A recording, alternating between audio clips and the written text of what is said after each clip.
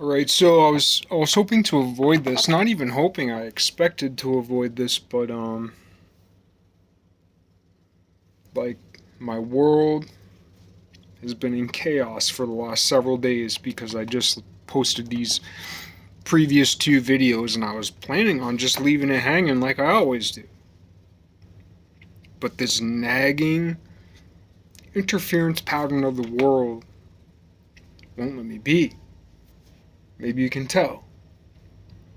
Got a train moving it. I have several train tracks, but it's like a I don't know what they call it. It's a tiny little place where like they switch tracks back and forth right across the street from my house. It fucking sucks. Don't ever living next to a single train track, no problem, because then you get the romantic maybe once every like several hours. It's here and it's gone, right? That's how my great grandmother's old house was, but and that was shocking enough as a young child, but man, living next to like I don't know cross yard, I don't know what they call it, but like where there's several rails so they can move. Man, there's always like sometimes there's trains sitting out there. There'll be three diesel trains sitting out across the fucking street, and like their engines will be going at just slightly different um, RPM, and like it'll create like an acoustic interference pattern that is so fucking loud. Like my whole building will shake and vibrate like a drum head. Depends on the day. I mean, it's one in a thousand, but when it happens,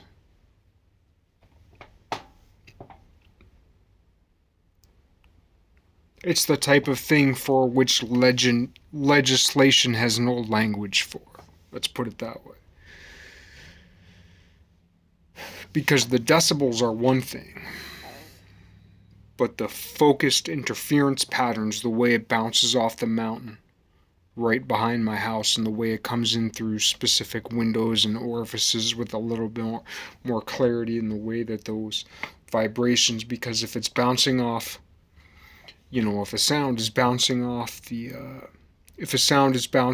hill or mountain behind my house and coming through more or less my window from this direction while at the same time coming diagonally through my door windows this way, there's a place in the air where if everything's tuned just right, one sound will interfere with itself depending on the way in which it echoes or reverberates every so often, just like in the universe, just like galaxies in the universe.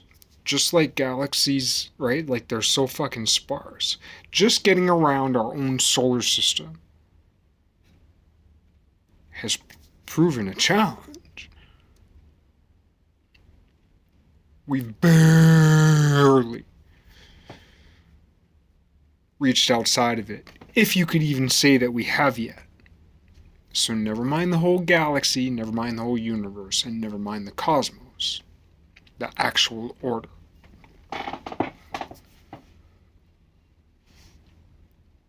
But the same thing happens with sound. Sound and air. Air is a lens for sound. So you have all this twisting air, right? Well, you have all these twisting gases in the cosmos coming together. All these gases and plasmas and ether. Creating these galaxies, these suns, these earths, these moons, and collisions and crashes. Cold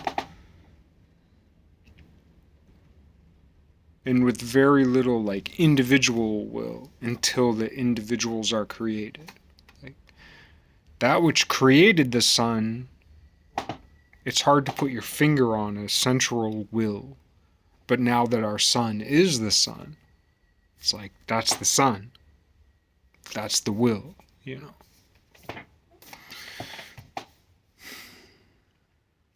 But yeah, sounds come together in unique ways also, in moments in time.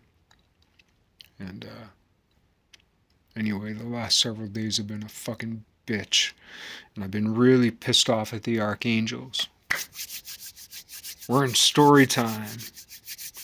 I've been really pissed off at the archangels. The thing is, though, with history, like a story is a fiction, a story is a fact. There's no way to make sense of the facts without a story. So, especially history, if we're looking at historical documents, like there are more or less historical documents.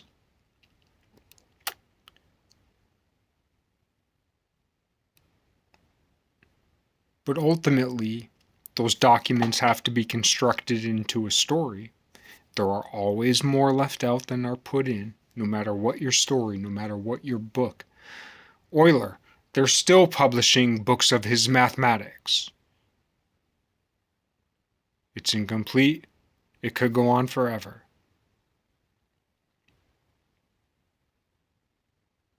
Perhaps the most prolific writer of all time was also the quote-unquote historically recognized as best mathematician of all time. It's my opinion that actually all of his published works are a little bit of a cover story of the truth.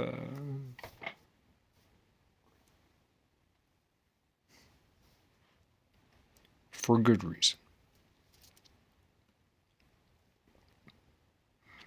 But anyway, yeah, the last few days have been a total fucking bitch. I was just going to move on to a little bit more about the vegan cross.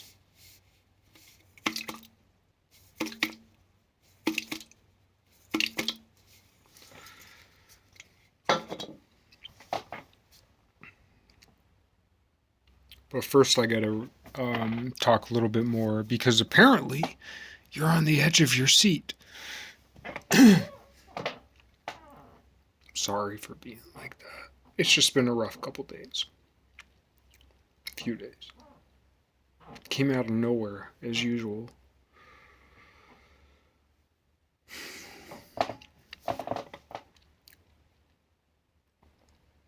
So yeah, you gotta watch my last two videos for this to really make any sense, but I never got to, and I'm sorry for you if you have to suffer through those, but you might find it entertaining. It might be at least as entertaining as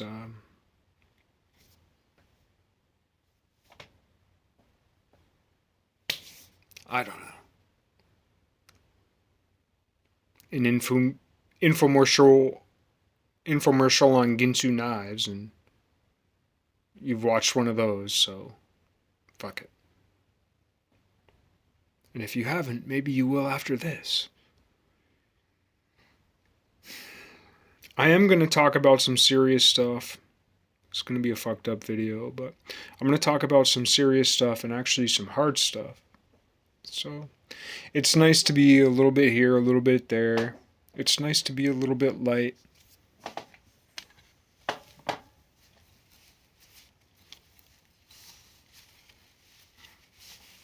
I'm going to put on my safety helmet, my mini pearl, my Charlie Brown, my Dorothy Black-Eyed Susan helmet to protect me, keep me sufficiently silly. Because talking about, that's the thing, man, it's a butcherous world, and talking about serious matters like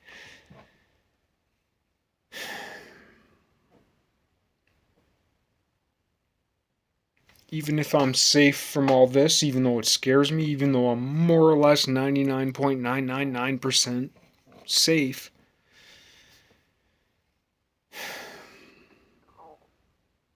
I'm safe. I might be safe from all this, but I'm not safe from all this. I'm not safe from all this. And all this. You know.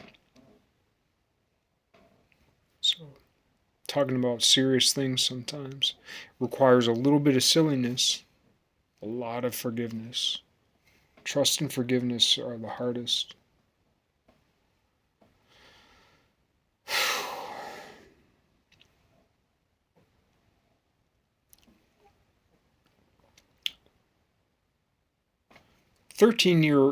Alright, this is where it gets NC-17 rated X or whatever.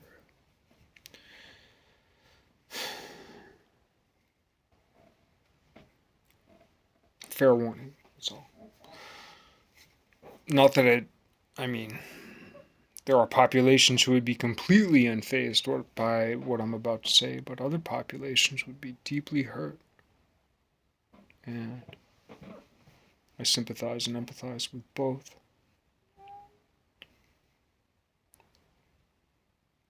Though, no.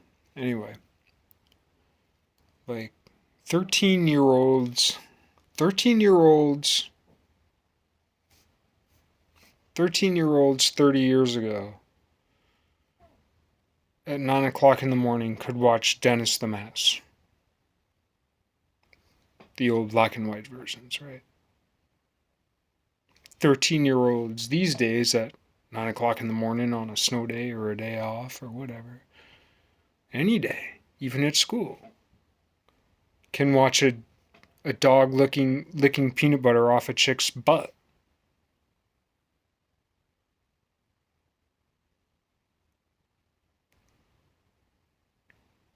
That's a scientific fact.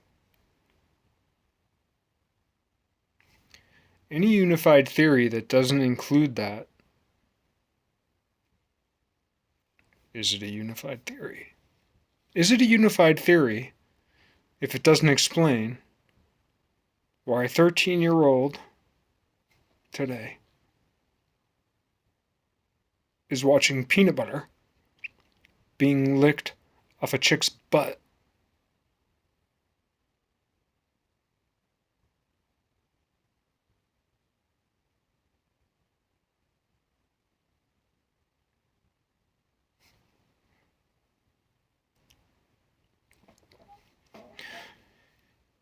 As stark as that might sound, that's not the worst of things. Hardly. If I were God, I'd be like, fine, go about your business. I got bigger issues.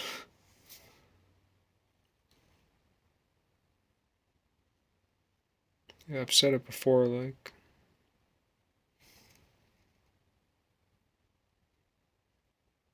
by the law and cultural convention, if you hump a cow, you're pretty much an outcast, exiled from the community. But, if you beat it, give it drugs, mechanically rape it, cut its throat, shoot it in the head, cut it into pieces, freeze it, cut it into nice little cubes,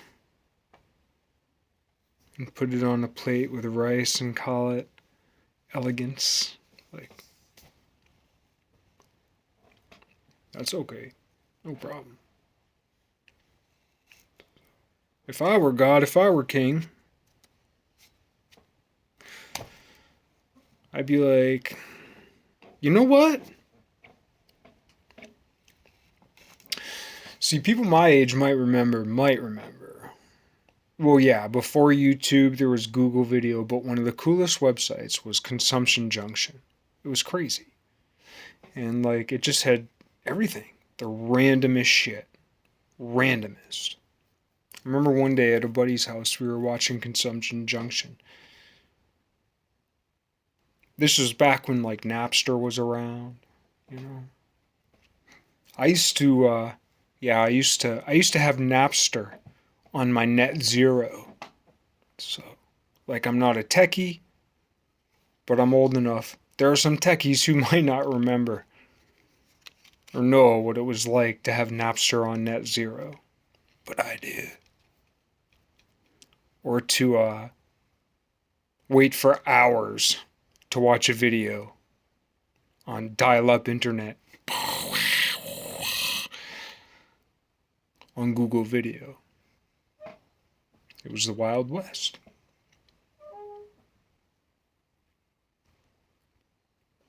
But yeah, Consumption Junction. Actually, yeah, there were things I was going to talk about that used to be on there, and it would just come up. There were like playlists or almost like YouTube suggested videos or whatever, but it didn't matter. It was the randomest shit, but it was all whack. All whack. Okay, I'll tell you. There was this one time where there was this like drugged out, crazy motherfucking dude in front of a green screen. It was like public access TV from LA of this like basically someone like me. I'm not a crackhead, but I might as well be. And there was this like more or less crackhead like doing this preaching and shit, and he had a green screen, and behind his green screen was like, you know, all these palm trees and like this big whole like scene in blue, and like his body was moving all over the place, all over the green screen. And he's just like being like boo boo boo boo boo boo on Bible verse. Anyway, I could never do it justice. It was fucking awesome. And then like the next video was this dude who put like a tube in her vagina and a snake in it and was masturbating with a live snake in her vagina. Now this sounds inflammatory. This sounds crazy, but like it's there, it's a fact, right? A unified theory that cannot deal with this is not a unified theory.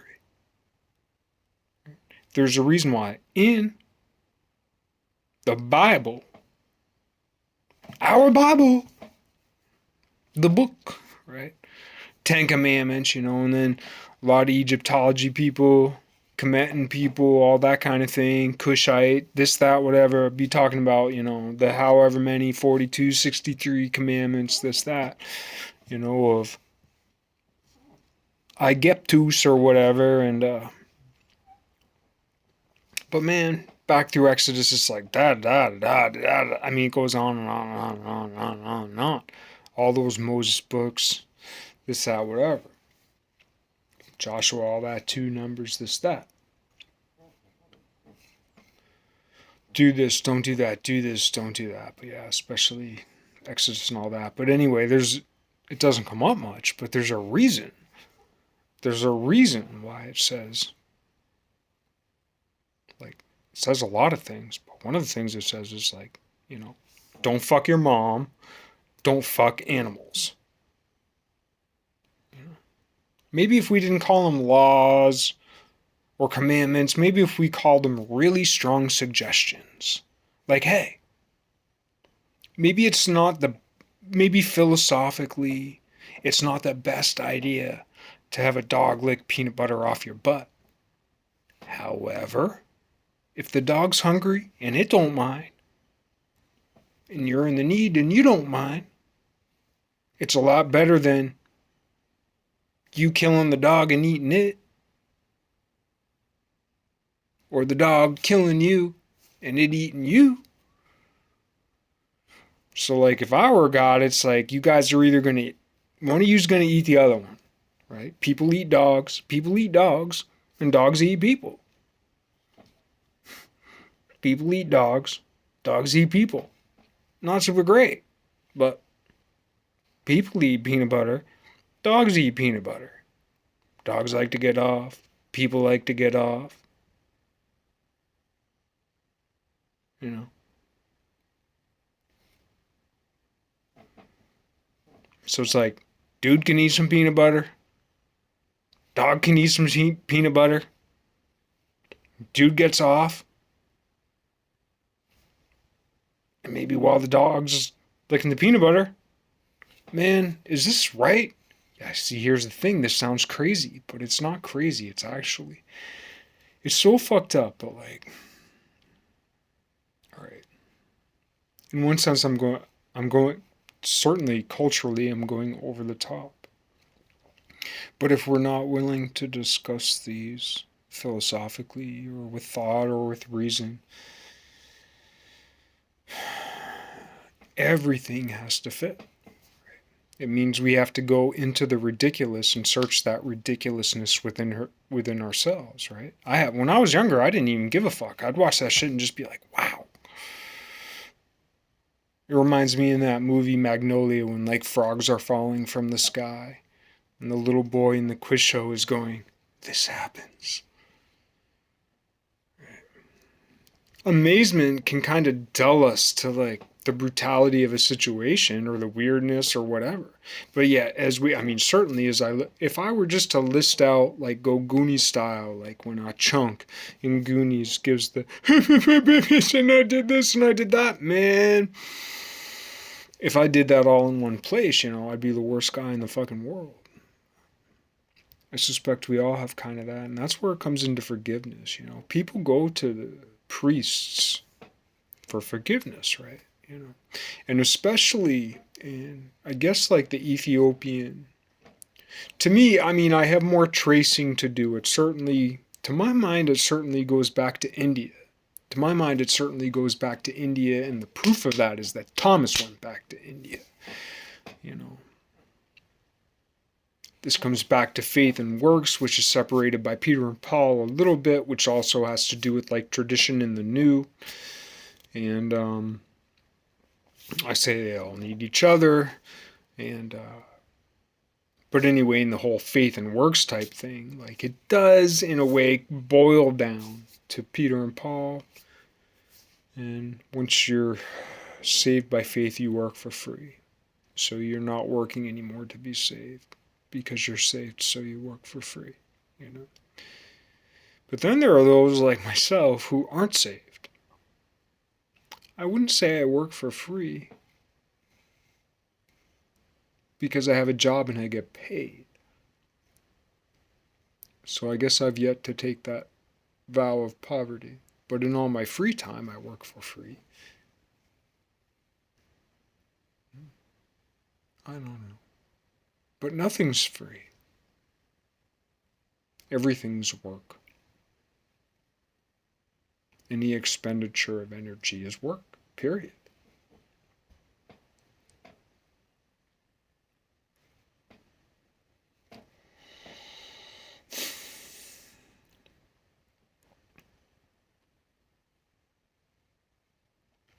But yeah, it seems to come back through like the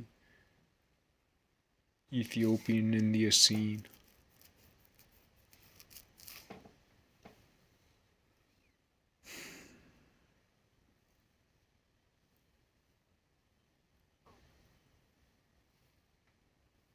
And through the Moors. But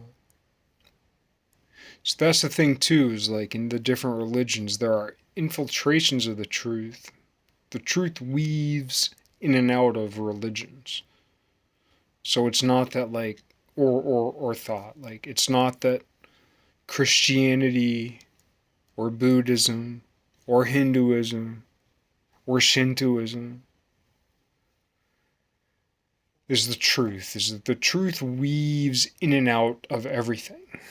Now that goes with Christianity too, and there's a difference between Christianity and Christ. All stories weave through Christ.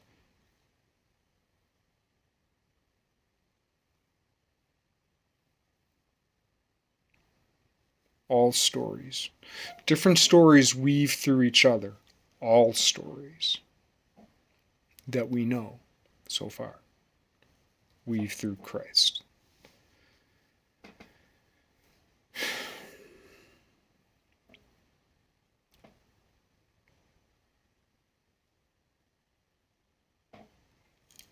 So when people talk about different stories that are the Christ story, yes.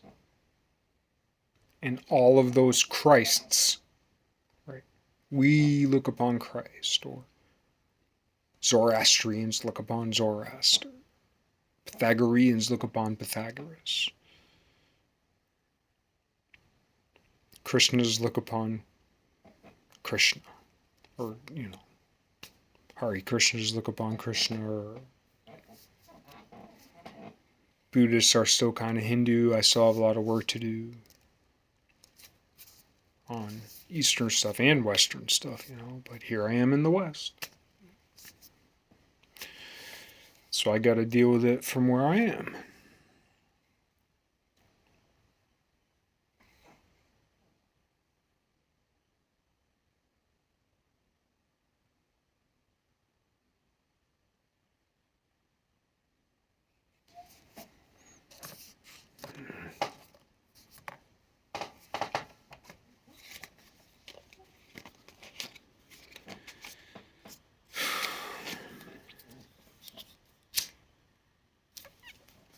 A good moment for a reminder. For bloodless sacrifice. Imitation Ritz, no butter.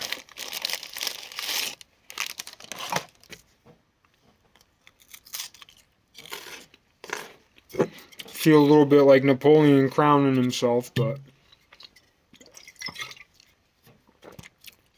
my church is in the future. So I'm drinking here now with you there then. Together in eternity.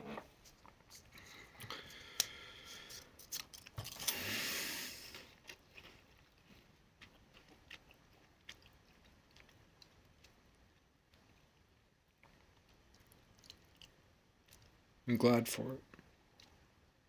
Trust me when I tell you it's just about the only thing that gets me out of bed in the morning. Besides thinking about breakfast, lunch, and supper.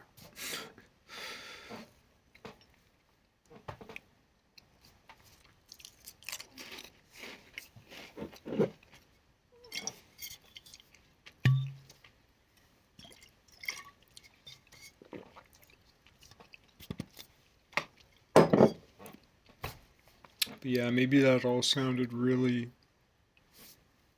perverted and everything, but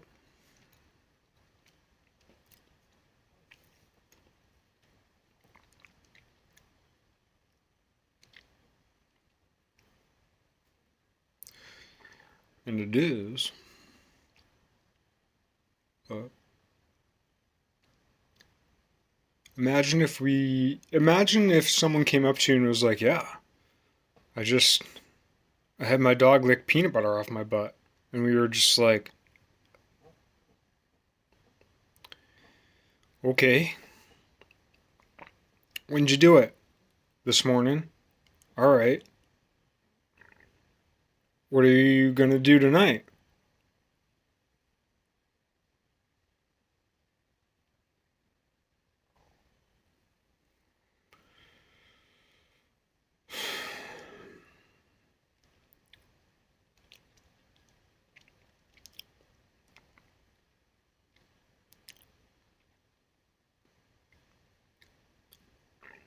What if we just forgave?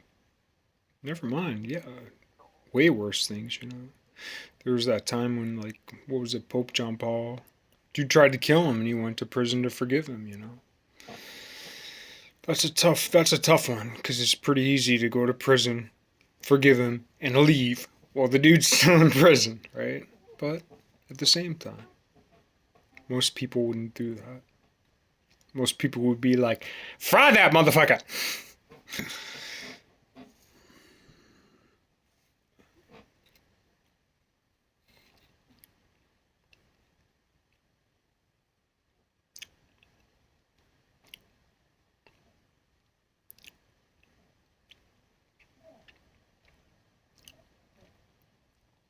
Anyway, what I wanted to get to with, the simple thing I wanted to get to with Seventh day Adventism and Nietzsche is that after the Great Disappointment, Seventh day Adventism arose. I don't know much about Seventh day Adventism. I only know topically. I'm much more of a generalist than a specialist, and I'm barely a generalist. But it has a certain merit, and we need more of it, more generalism.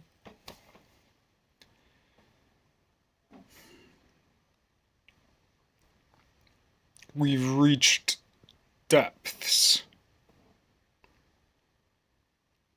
And I suppose you could say we've reached breadths. And marrying the depths and the breadths is what is the time space we're in.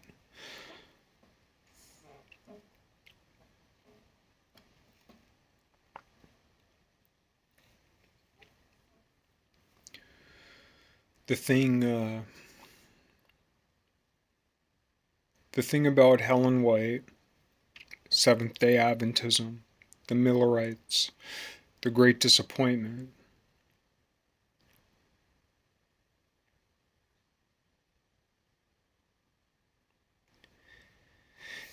The Great Disappointment had to do with an adjustment. Okay, the Millerites predicted the end of the world, the Revelation, the Apocalypse. All these things are mixed up. Because at the end of the world, there's a new world.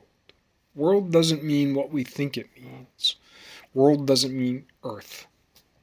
The end of the world doesn't mean Earth.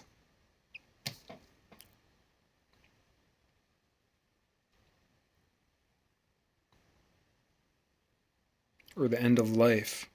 World means world. Historically, you could say, I hate using these words, but you could say esoterically or in the occult or whatever. Like the word world is more of a cosmological term. Cosmology versus astronomy or versus whatever. Like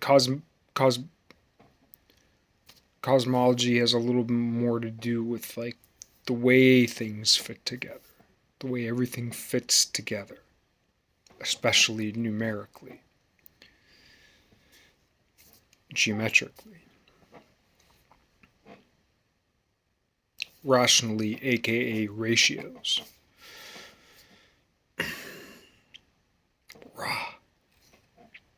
Shios.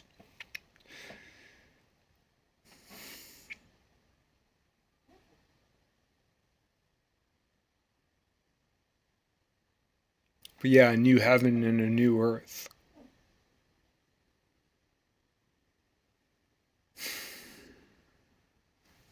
Because they inversely mirror each other. And their inversions are not it's not the type of inversion of like good and evil. There can be two inverse betters. Because right now, the material world and the spiritual world, the material configuration and the spiritual configuration both suffer the same entwined, quote unquote, disease. The disease is, so there's a disease in the material world, the disease in the spiritual world, but they're the same disease. And it all must be stuffed essentially back into Pandora's box to free up.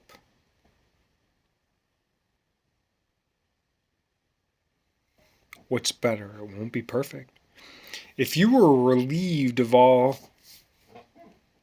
material, if you had all the money in the world, let's put it that way, what are you confronted with the next day?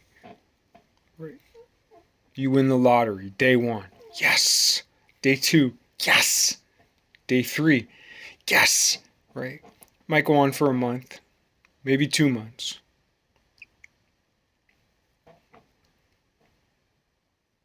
And then you're confronted with everything else besides the day-to-day.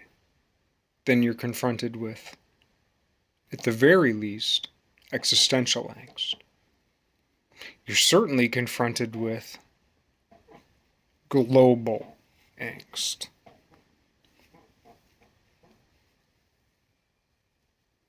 If you ever kind of figure that out or come to terms, then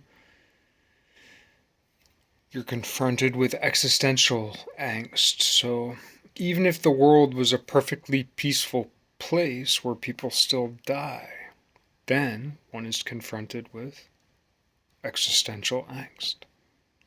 I am. And as soon as we think of death, we ask ourselves, am I?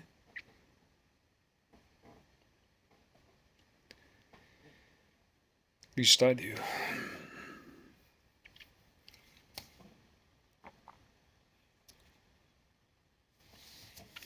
Anyway, the whole thing with this day and age, there's no more powerful, concrete figure we can associate with the Antichrist than Nietzsche. He wrote the book Antichrist, or what has been titled Antichrist. It was published posthumously by his sister. She kind of takes the brunt of having Nietzsche's thoughts, because often Nietzsche and Hitler are associated, or the idea of the Ubermensch, the Superman, and all that's associated with Nietzsche. Quite often. Well, it's Nietzsche's and associated with Hitler, quite often. And, the whole Germanic pride deal. Wagner, whatever. And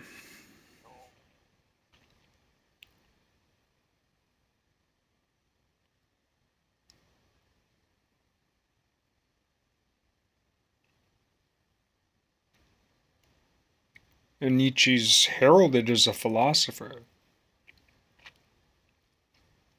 The thing is he's more of a,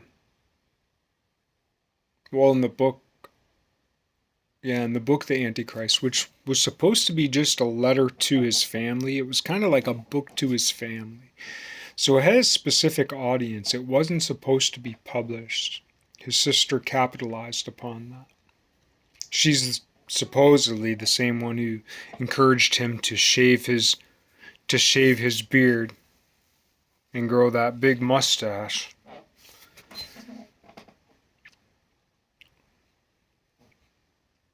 And ridiculous eyebrows.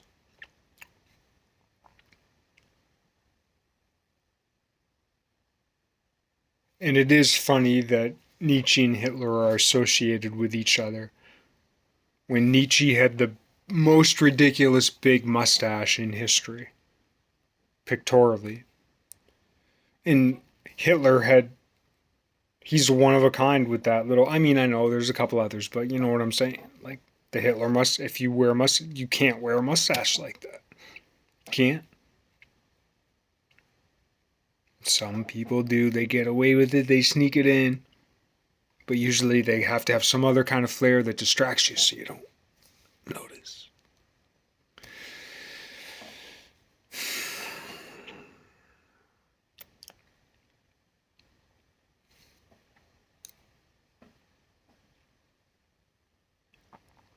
And it's funny that they're associated, Nietzsche wouldn't have written what Nietzsche wrote if he was born after World War II. And he is much more, he's a philosopher in the history of philosophy. He's more of a historian of philosophy than he is a philosopher, because you have to be so well read and so in depth and into the story of the broader West to make any sense of him at all. Then he's a philosopher, because then you get the references. Otherwise, he's just a babbling bitch baby. And quite frankly, to my mind, he was killing false gods. So people oppose, it's just so fucked up that Nietzsche's attributed with God is dead, when that was his critique. It's the same way like Schrodinger's cat. I've heard, maybe I'm incorrect, but I've heard that Schrodinger presented Schrodinger's cat as ridiculous. It was his example of something completely stupid, like just only a fucking, not even an idiot, just not even a simpleton, like just a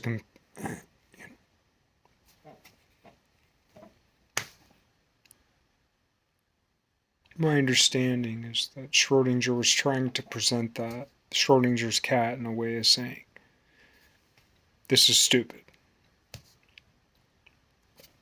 And in the same sense, at least according to my understanding, and I'm wrong about most things.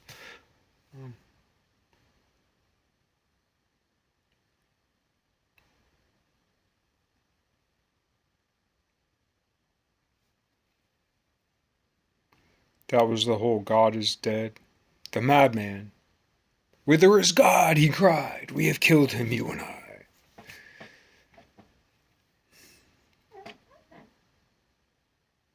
But anyway, he did write that book, Antichrist, and once again it was to his family, who I believe were Lutherans. I could be wrong about that. So I think he came from a lineage of a Lutheran. I don't know what they're called, if they're called priests or pastors or, clergy, or maybe just deacons or just members of the church. I can't remember, but he was involved familially, deeply with the Protestant faith. So when he says that, I don't know, basically Christians should be extinguished, and if it never happens, it's not his fault. Sounds pretty harsh. Most people who are lovers of the King of Peace will be like, hey. But he says to be a good Antichrist, you have to be a good philologist.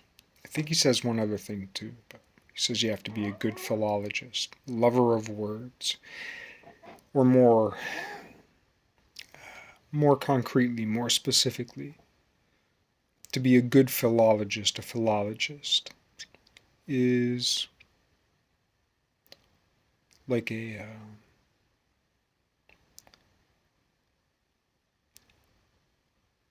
geometer of dynamic linguistics to map etymological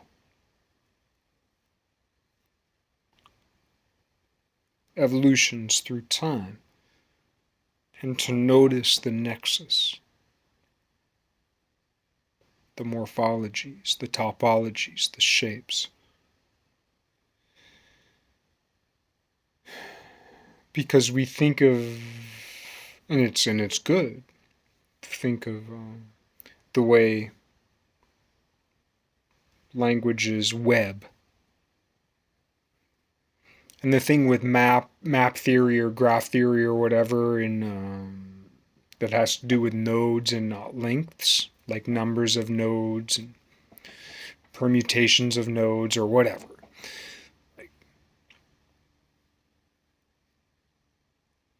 So you can think about that and I don't know if it will be a number theory or group theory. It's beyond me, but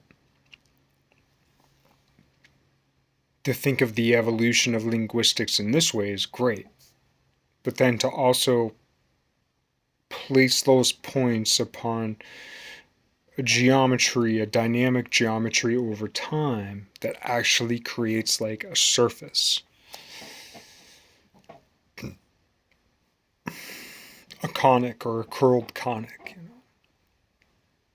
Then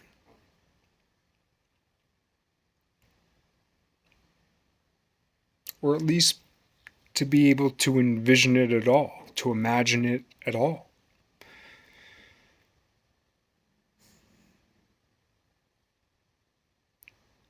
So to be a good Antichrist, you got to be a good philologist. What's a philologist? A philologist is a doctor of the word. Now this goes back to what I talked to before. The Antichrist is coming. Where's here? Nietzsche wrote about the Antichrist. He's the most famous individual associated with that term, historic. Right? So anyway, there was the great disappointment that it wasn't the revelation. that it wasn't the end times, that it wasn't Armageddon, that it wasn't the apocalypse, the revelation, the revealing.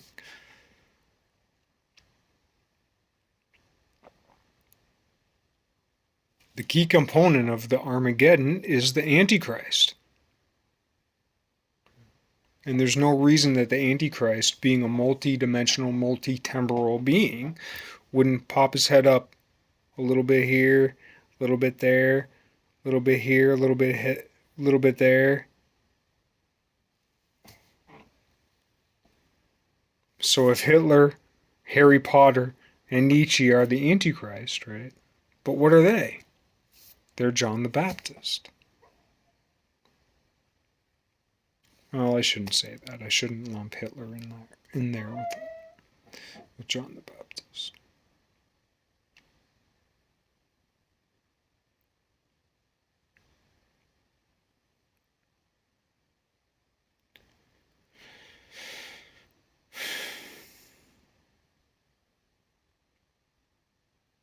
It's a tough subject.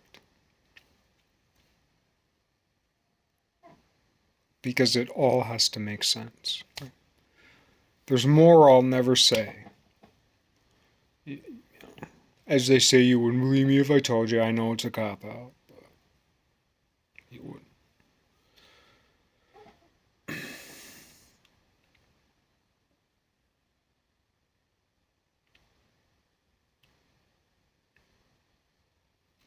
And if you can figure out on your own, trust me, I don't like it any more than you. And they probably don't either.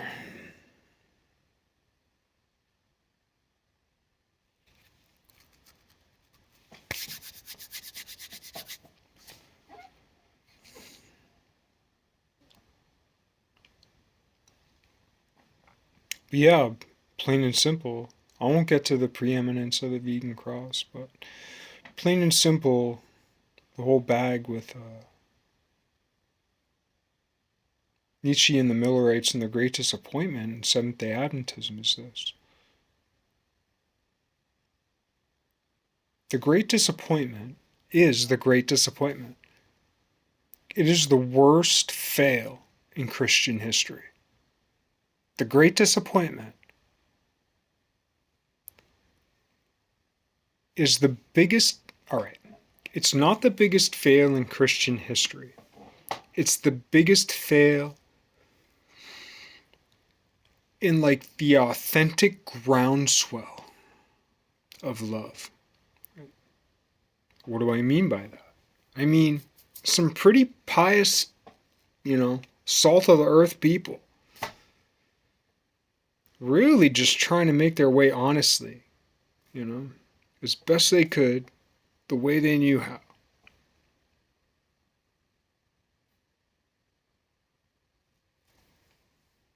Coming up and being like,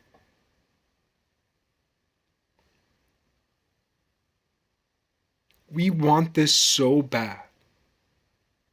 We hate this world.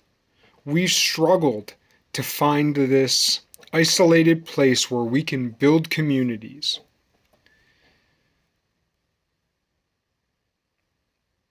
We struggled, we toiled. Simply, we've built our houses. We've toiled the land.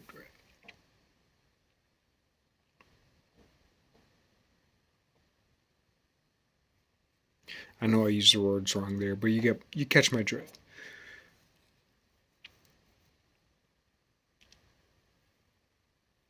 And they believe so much in goodness.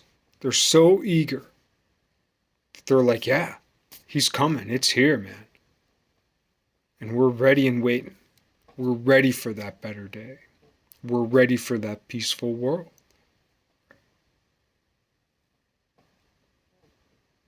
They didn't kill themselves, They didn't join some Jim Jones or some fucking, what was that, those dudes who wore the Nike sneakers. What was it, Heaven's Gate cult,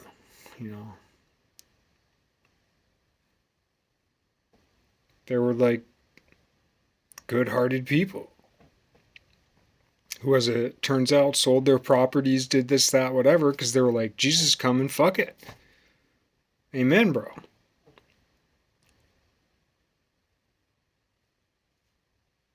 Then it didn't happen. And then they readjusted the date. So that was the Millerites, and then they readjusted the date.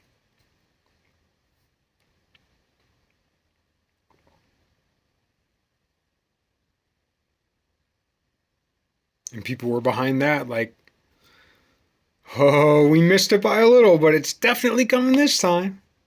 Didn't happen. The great disappointment.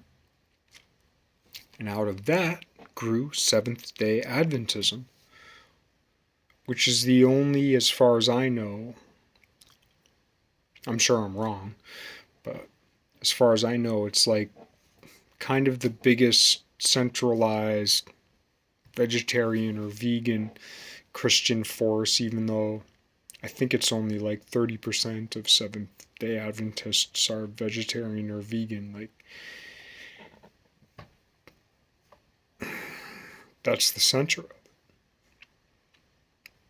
And it started fittingly with a woman. Thank God. Helen White.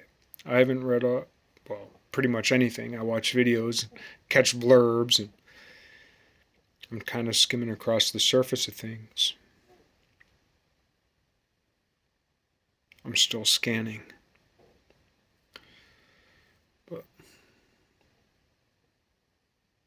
And I mean that metaphorically.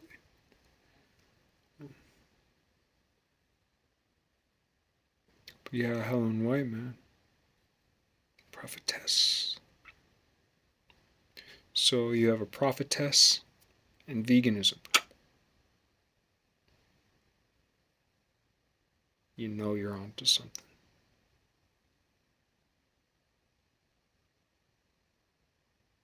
And she weren't no Deborah you gotta wonder about.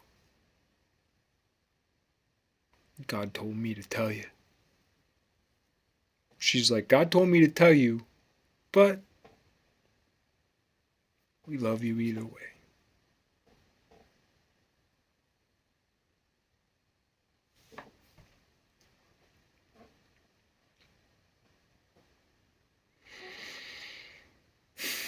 But I guess sometimes in our lives we need a Deborah and other times we need a Helen. But mostly we need a Helen.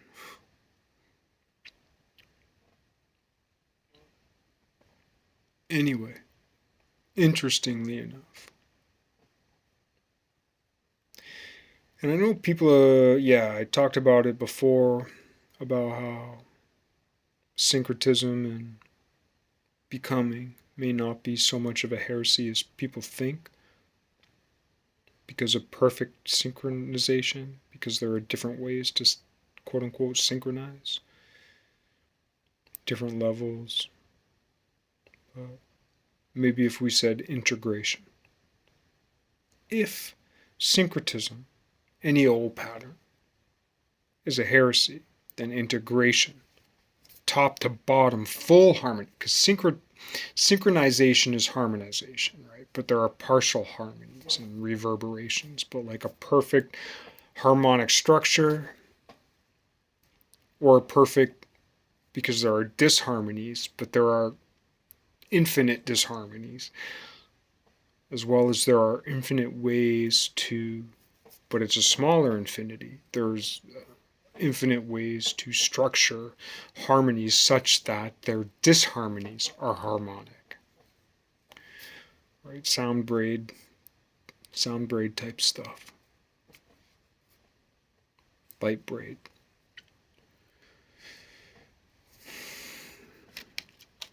Where's the beef?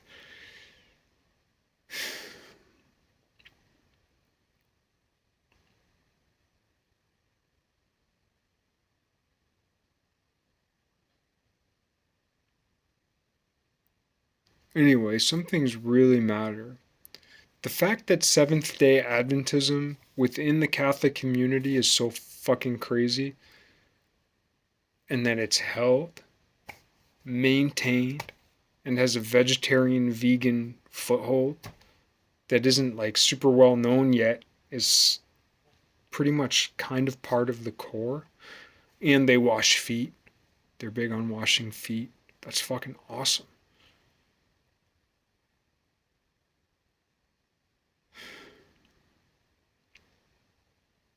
Anyway, just to give people talk about giving the devil his due. Well, why don't we give fucking God's due every now and then?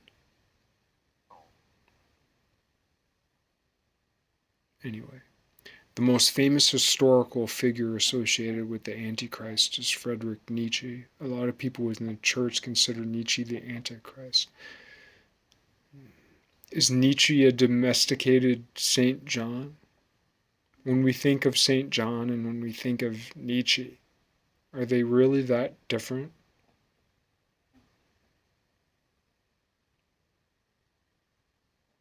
Anyway, he wrote the book, The Antichrist, or what has been called the Antichrist, which only, I think it's really only like one or two sentences that mentions that word. It was pulled out by whoever. It was really the teleological pull.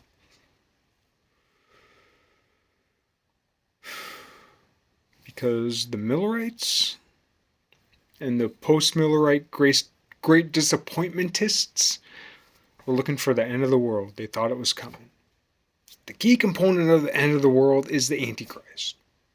The key historical figure associated with the Antichrist is Friedrich Nietzsche. Seventh-day Adventism grew out of the Great Disappointment, most perplexingly. A philosophy that is strange to all Christians and has yet held and prospers. 7 days before the Great Disappointment, Friedrich Nietzsche was born.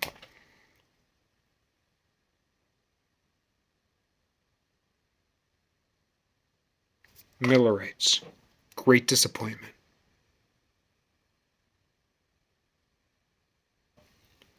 Seventh-day Adventism,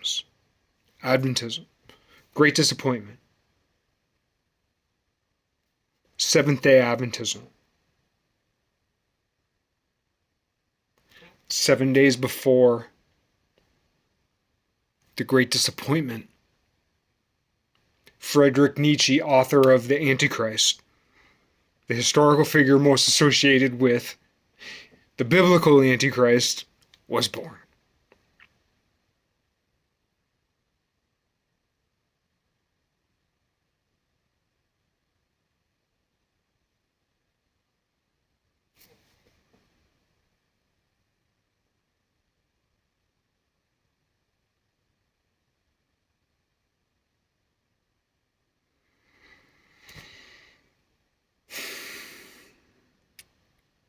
There's a difference between prophecy and historicity. Not to mention, man, we think about documents and what we read. It's a little bit different now, but then there's deep fakes and there's also illusions and magic. You've seen all the shit about illusions and magic and prep and this and that or whatever in the psyops, right? So you can tie it all together and kind of imagine, like,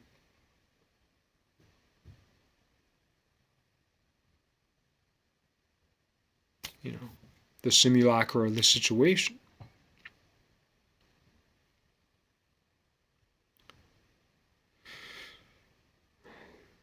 Anyway, I just wanted to give a little bit of shout out and a little bit of redemption.